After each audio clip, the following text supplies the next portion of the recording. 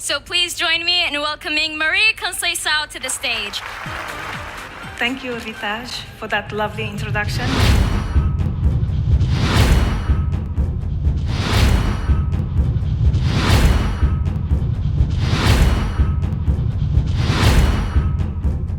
And my story began when I was 2 years old.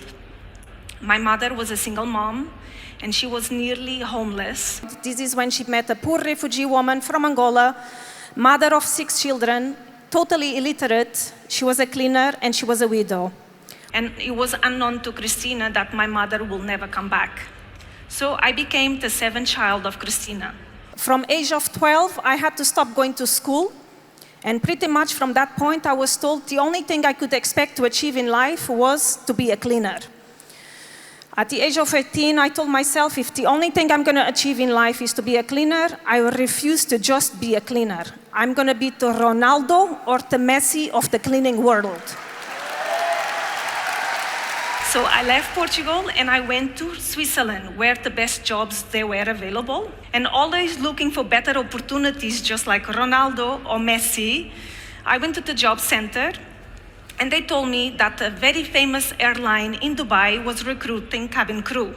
There was 100 candidates on a job interview, and only 2 of them they got the job, and I was one of them. 2 years later, I did a 24-hour layover in Bangladesh. And I always thought I had come from humble beginnings, but I didn't know what poverty was until I went to Bangladesh.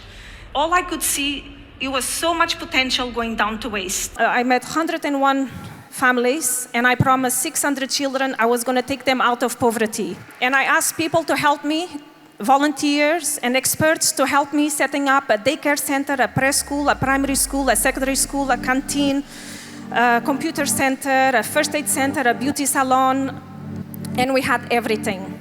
Everything was going so well. How could it possibly go wrong? Sadly, it did go wrong. Horribly wrong. We had to shut down, and I had to send 600 kids back to the slums. What is the quickest and most efficient way to make money? Now, wouldn't you go to North Pole to get £2 million?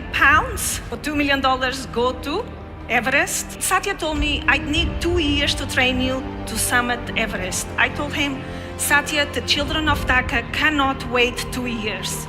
I'm like Titanic, I'm sinking. Can we do it in 1 year? I was training 6 hours a day. It was possibly one of the hardest years of my life. So many things going wrong in Bangladesh. We just arrived. Look, it took me 15 hours to get here. You're watching from Dubai to the top of the world. Here we are. What else do you think I had to do to fulfill my dream to secure the future of the kids? I broke Guinness World Records running marathons, around 7 marathons in 7 continents in 7 days. I transformed myself into a swimmer. I attempted to swim from England to France. 6 Ironmans, 6 continents, 56 days.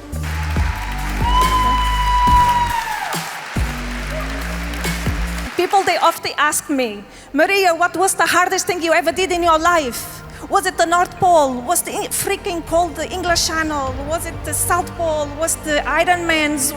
What was it?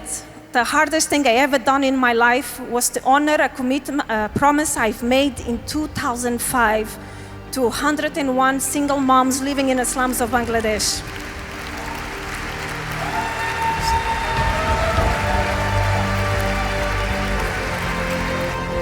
I went to Bangladesh in 2005 and I promised them to change their life. But ladies and gentlemen, it's these children and these people in the slums of Dhaka that they completely have transformed myself into who I am today.